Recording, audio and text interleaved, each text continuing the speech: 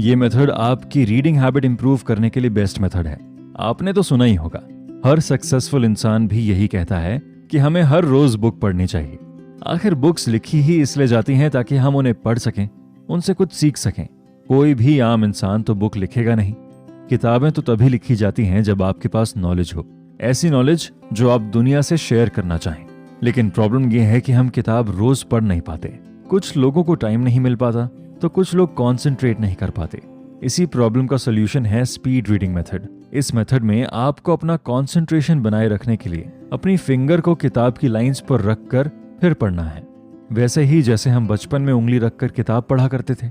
ऐसा करने से हमारा माइंड डिस्ट्रैक्ट कम होता है और हम जल्दी जल्दी पढ़ पाते हैं। दूसरी बात जिसका आपको ख्याल रखना है वो ये है कि आप मन में पढ़ने की बजाय लाउडली पढ़िए। इससे एक तो आपका डिस्ट्रैक्शन कम होगा और दूसरा आपको पढ़ा हुआ ज्यादा अच्छे से समझ आएगा। हर रोज अपने दिन का कुछ टाइम रीडिंग को देकर देखिए, आपको फर्क साफ नजर आएगा।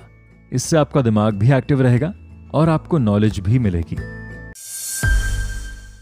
पेगिंग एक बहुत ही आसान और मजेदार मेथड है। इस मेथड का यूज करके आप कोई भी नंबर, किसी भी सीक्वेंस या फिर वर्ड्स को याद रख सकते हैं।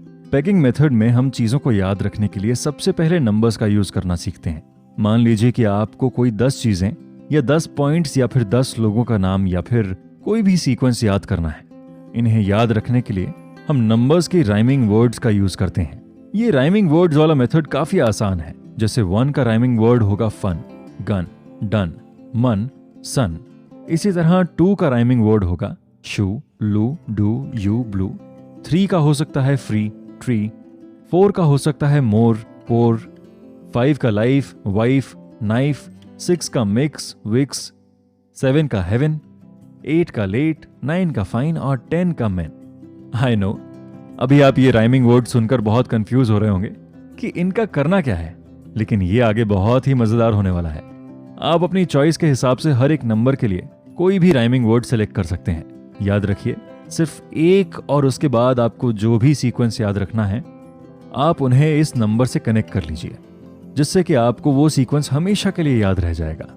हम इसका एक एग्जाम्पल भी आपको बताते हैं ताकि आपको कोई कंफ्यूजन ना हो। मान लीजिए कि आपके ऑफिस में या आपकी क्लास में या आपके साथ आपकी टास्क में 10 लोग हैं जिसके नाम आपको याद रखने हैं। इनके नाम हैं अभिषेक, आकृति, जय, तान्या, शिखा, लक्ष्य, ध्रुव, अनामिका, कशिश और नैना। इन सभी लोगों से आप पहली बार मिले हैं और पहले ही दिन आपको इनके नाम याद रखने हैं। अब ऐसे तो आपको नाम याद रहेंगे नहीं, तो आप इस पेगिंग मेथड का यूज करके याद कीजिए कि आपने किस नंबर के लिए कौन सा राइमिंग वर्ड सेलेक्ट किया था। मेरे लिए 1 का राइमिंग वर्ड है फन, और मैं इसके साथ उस लड़की या लड़के का नाम जोड़ दूंगा जो मुझे फनी लग रहा हो या बहुत ही ज्यादा खुश मिजाज लग रहा हो। फॉर एग्जाम्पल कशिश। अब 2 का राइमिंग वर्ड है ब्लू, और ब्लू से मुझे याद आ रहा है कि ब्लू तो आंखें होती हैं, इसलिए मैं नैना का नाम ब्लू से याद रख लेता हूं। इसी तरह 3 का राइमिंग वर्ड है ट्री। ट्री पर होती हैं ब्रांचेस जिन्हें कहते हैं शाखा, और इससे मिलता जुलता नाम है शिखा, तो मैं शिखा को इससे याद रखूंगा। 4 का राइमिंग वर्ड हो सकता है शोर, और शोर तब होता है जब हम जयकारा लगाते हैं, इसलिए शोर को मैं जय के नाम से लिंक कर देता हूं। 5 का राइमिंग वर्ड है वाइफ।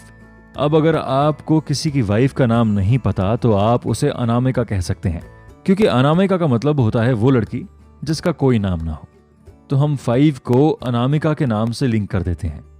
नेक्स्ट है 6, जिसका राइमिंग वर्ड होगा फिक्स, और हम फिक्स तो अपने लक्ष्य को ही कर सकते हैं, तो लक्ष्य का नाम याद रह गया 6 से।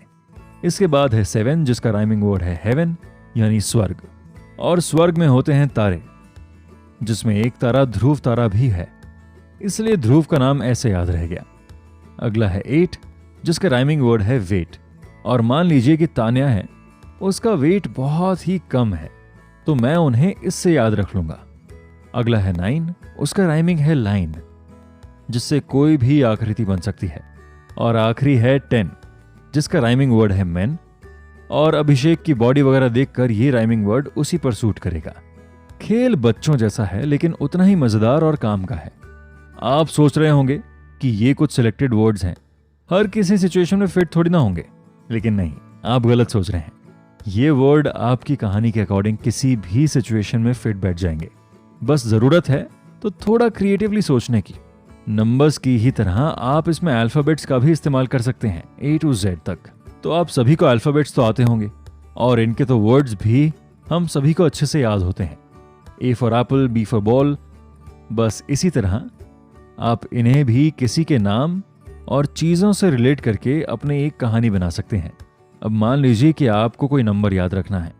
नंबर्स के लिए आपको 0 to 9 तक हर एक नंबर को एक लेटर असाइन करना है। जैसे 0 के लिए J, 1 के लिए K, 2 के लिए L, 3 के लिए M, 4 के लिए N, 5 के लिए P और इसी तरह आगे भी। अब मान लीजिए कि आपको किसी का हाउस नंबर याद रखना है जो कि 341, 3 के लिए M, 4 के लिए N और 1 के लिए K यानी MNK। अब बस आप इनके बीच एक एक वॉवल फिट करके कोई भी एक वर्ड बना लीजिए। जैसे मानिक, जैसे MANIK, मानिक। मैंने बस इन तीनों लेटर्स के बीच में एक वॉवल लिखा है और इससे एक वर्ड तैयार हो गया जो याद रखने में बिल्कुल आसान है। कई बार क्या होता है कि हम नंबर्स याद तो कर लेते हैं लेकिन उनकी डिजिट हमसे इधर उधर हो जाते हैं। जैसे 341 का कभी कभी हम 431 या 314 याद रह जाता है। लेकिन इस मेथड से अगर आप इसे याद रखेंगे तो गलती होने का सवाल ही नहीं होगा और प्रैक्टिस के साथ आपको और आसानी भी हो जाएगी। बस एक बात का ख्याल रखिए कि आप 0 to 9 तक के लेटर्स के लिए अल्फाबेट्स फिक्स रखिए जिसे आप हर बार यूज करेंगे। इससे आपको बाद में ये नहीं सोचना पड़ेगा कि इस नंबर को मैंने कौन सा अल्फाबेट दिया था। इस शो में हमने सीखी 5 आसान और मजेदार मेथड्स जिनसे हम अपनी रोजमर्रा की चीजों को याद रख सकते हैं। पहला मेथड था PQRST मेथड जिसमें हमने प्रीव्यू, क्वेश्चन, रीड, समरी और टेस्ट के बारे में सीखा। दूसरा मेथड था माइंड मैपिंग मेथड जिसमें हमने विजुअलाइजेशन और डायग्राम्स का यूज करना सीखा ताकि हम इंफॉर्मेशन इजीली याद रख सकें। फिर हमने सीखा इमोशन मेथड के बारे में जिससे हम नई लैंग्वेज सीख सकते हैं। फोर्थ मेथड था स्पीड रीडिंग मेथड और आखिरी में हमने सीखा पेगिंग मेथड। अब इस शो को सुनने के बाद हम आपको एक छोटा सा असाइनमेंट देते हैं। इस शो में सिखाए गए किसी भी एक मेथड को आप सभी इंप्लीमेंट कीजिए और हमें कमेंट करके बताइए कि ये आपके लिए कितना इफेक्टिव रहा। आप पेगिंग को यूज करके कोई फोन नंबर याद रख सकते हैं या फिर माइंड मैपिंग को यूज करके कोई रेसिपी याद रख सकते हैं या फिर आप PQRST मेथड यूज करके किसी आर्टिकल को याद रख सकते हैं। अगर आपको हमारा ये शो पसंद आया, Subscribe now and press the bell icon. Never miss an update.